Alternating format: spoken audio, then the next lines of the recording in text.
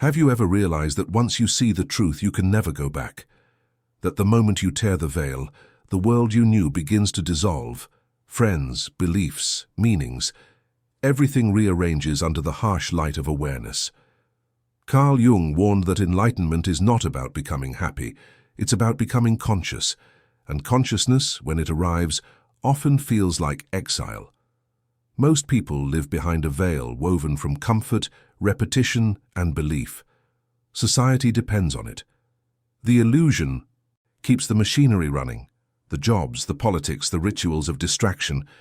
It keeps people dreaming together, calling the dream reality. But if you see through that fabric, even for a moment, something irreversible happens. You wake up inside a world still sleeping.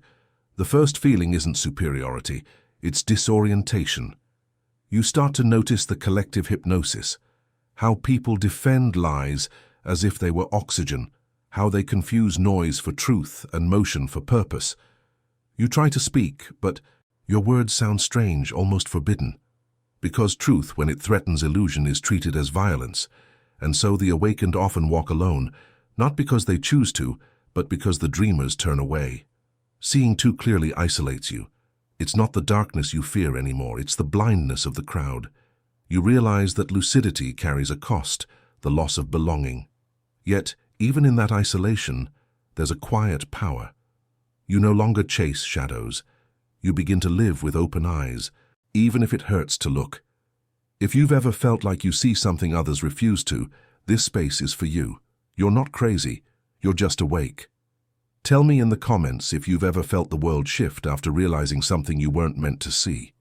And if this message resonates, subscribe, like, and stay close, because the veil we'll explore next goes even deeper than you think.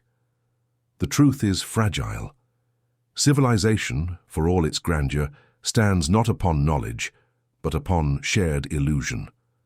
From birth, we inherit stories about morality, success, love, purpose, God. They're not always lies, they're scaffolding, necessary myths that hold the collective psyche together. Jung saw these myths as psychic architecture, symbolic structures built to protect humanity from chaos. But like any shelter, they become prisons when mistaken for the sky. Society needs illusion to function. The masses cannot live in constant confrontation with the void. People need certainty, roles, enemies, and meaning. They need to believe the rules are real, that the system is stable, that life can be understood through effort and obedience. These beliefs keep fear asleep, and the machine alive. If everyone saw the world as it truly is, shifting, uncertain, indifferent, the social order would collapse overnight. And so illusion becomes not just accepted, but sacred.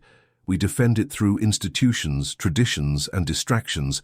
We call conformity sanity, and we call awakening rebellion. You begin to notice how every system, political, religious, educational, is built not to awaken but to regulate. The goal is comfort, not consciousness. People are taught what to think, not how to see. And in that blindness, the collective dream sustains itself. When you start questioning these foundations, you feel the ground tremble beneath you. You see how thin the veil truly is, and how fiercely people protect it, not out of malice, but out of terror. Because illusion is not just a lie they live in, it's the only reality they know.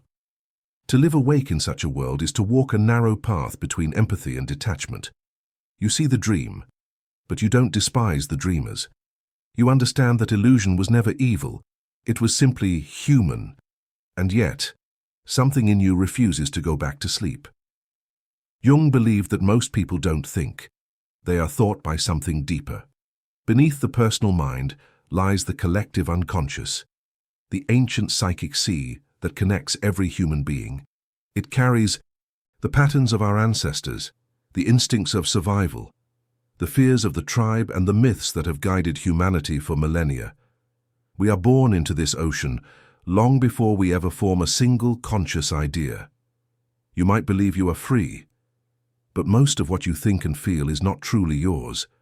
The collective moves through you like a current, shaping opinions, emotions, and desires.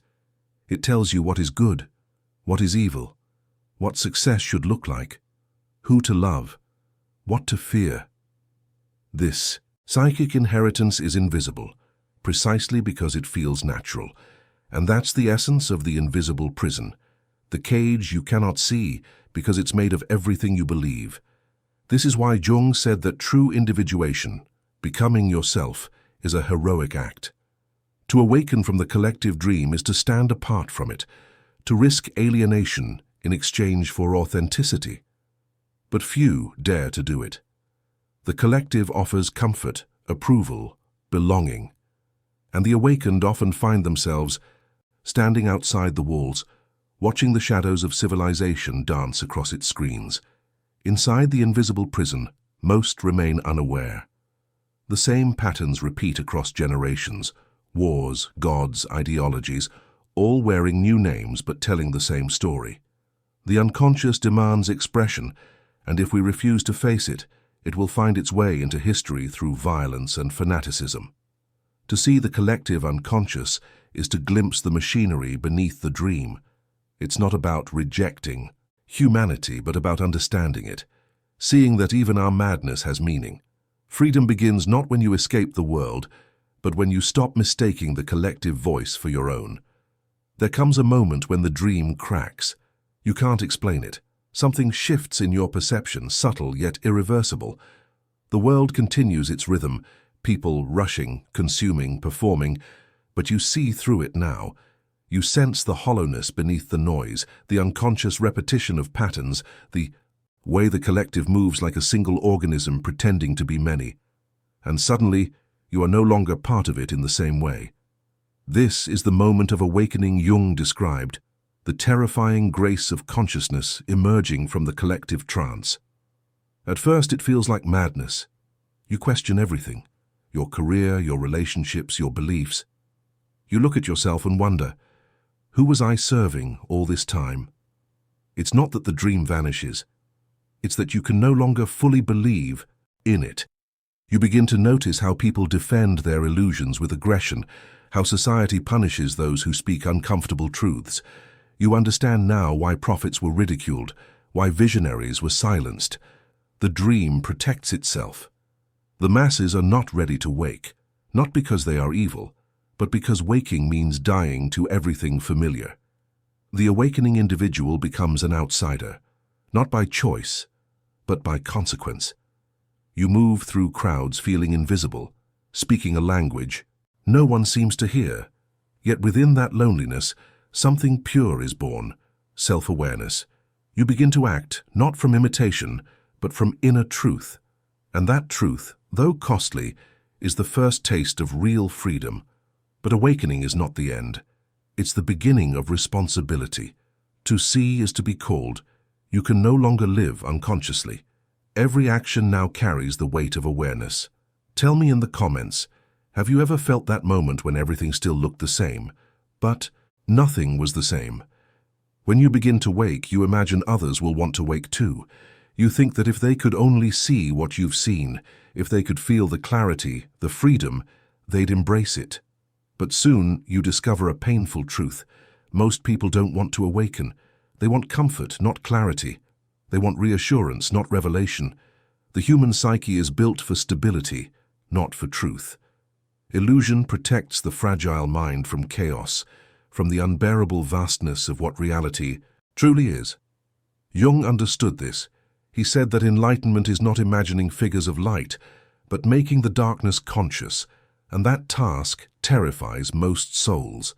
To awaken is to dismantle everything that once made you feel safe, and that's why the asleep resist. You'll see it in their eyes when you speak too deeply. The discomfort, the dismissal, the quiet aggression, they laugh it off, change the subject, label you negative, strange, or lost. The dream defends itself by discrediting those who see through it. History is filled with examples, truth-tellers turned into threats, visionaries turned into outcasts. The collective doesn't attack because it hates truth. It attacks because it fears it. This resistance isn't just external, it exists within you too. Every time you catch yourself wishing you could unknow, you feel the pull of the same sleep. Awakening is not a single moment. It's a daily defiance of that gravity. To remain conscious requires courage, because truth strips away belonging. So you learn a different kind of compassion. You stop forcing the dreamers to wake. You understand that everyone opens their eyes only when they're ready. The awakened don't preach, they embody. They plant seeds quietly, knowing some will bloom long after they're gone. The resistance of the asleep is not your enemy. It's the mirror of your own former blindness. When you wake from the collective dream, you don't ascend, you fall. You fall out of belonging, out of language, out of the comfort of certainty. The eyes that once looked at you with recognition now see something foreign. You've crossed an invisible line, and on the other side, silence waits. This is the exile of those who see. It's not a punishment. It's the natural consequence of consciousness in an unconscious world.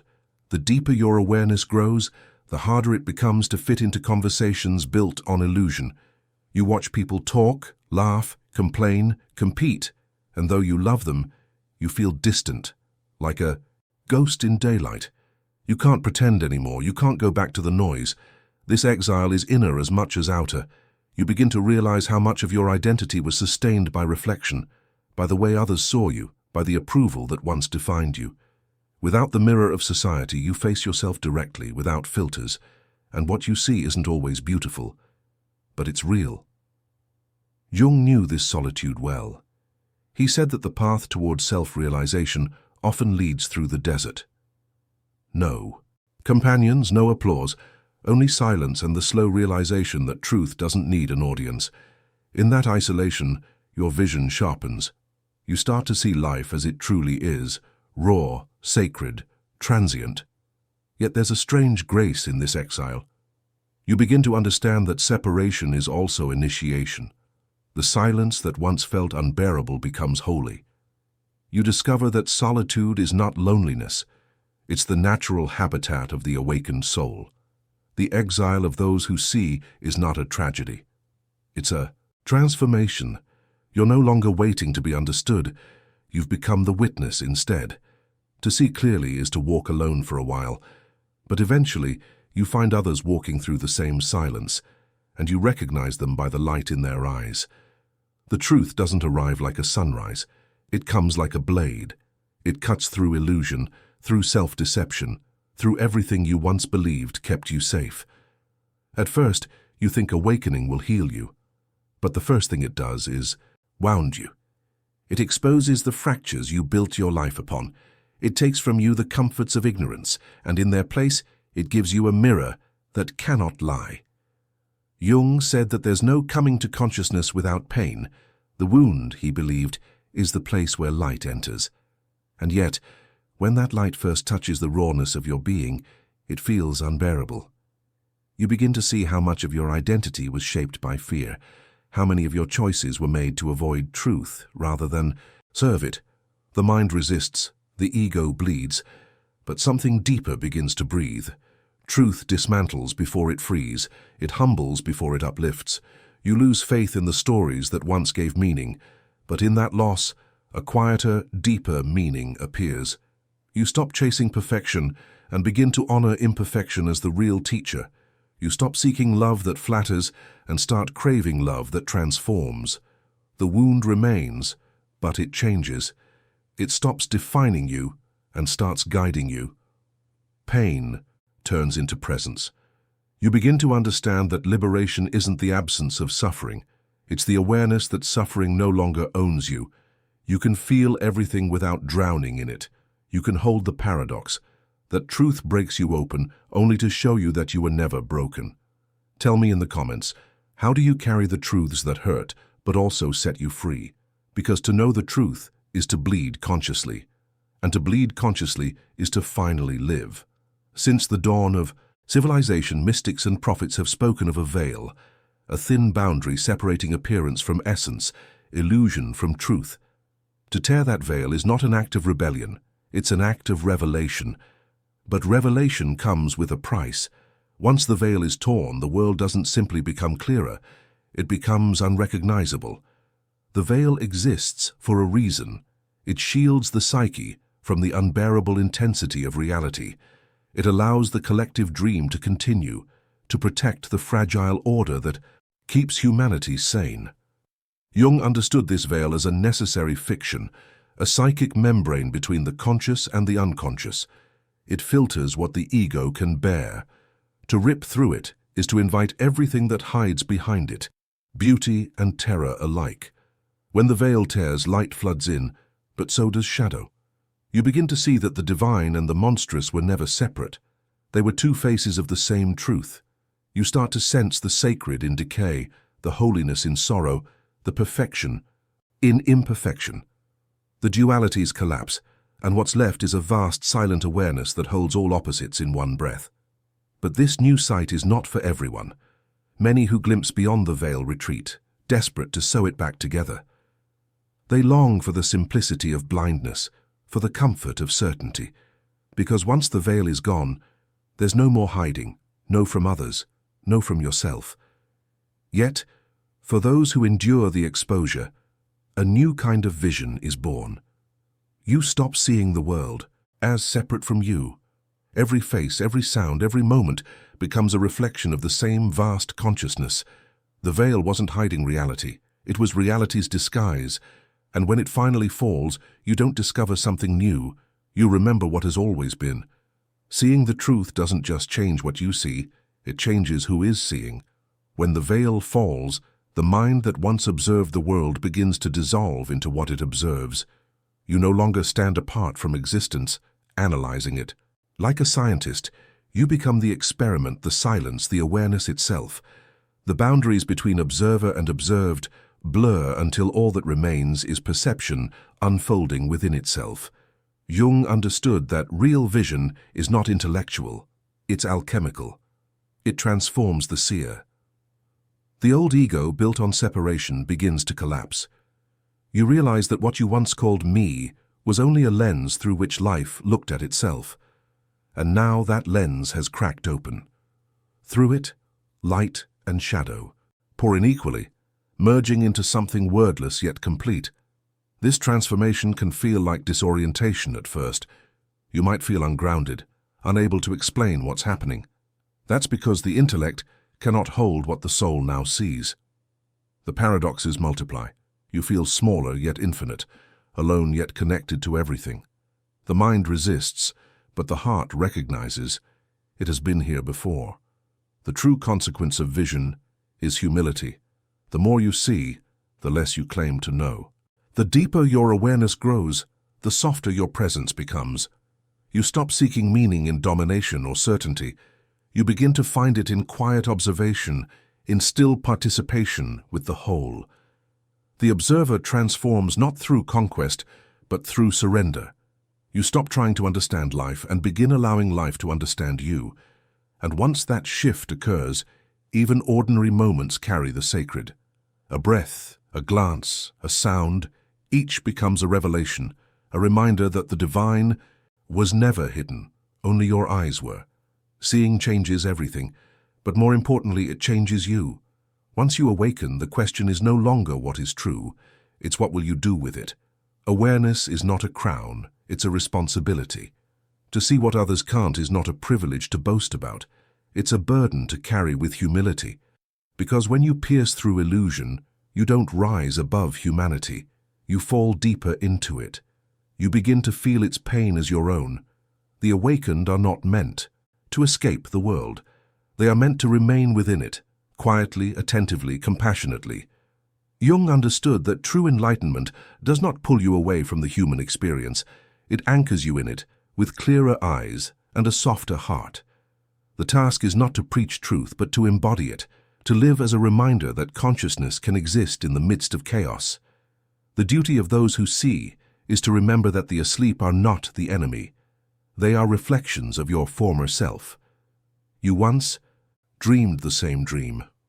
So instead of forcing awakening upon others, you plant seeds, a question, a silence, a gesture. You let truth unfold in its own time, through its own rhythm. This path is not glamorous. There is no applause for lucidity.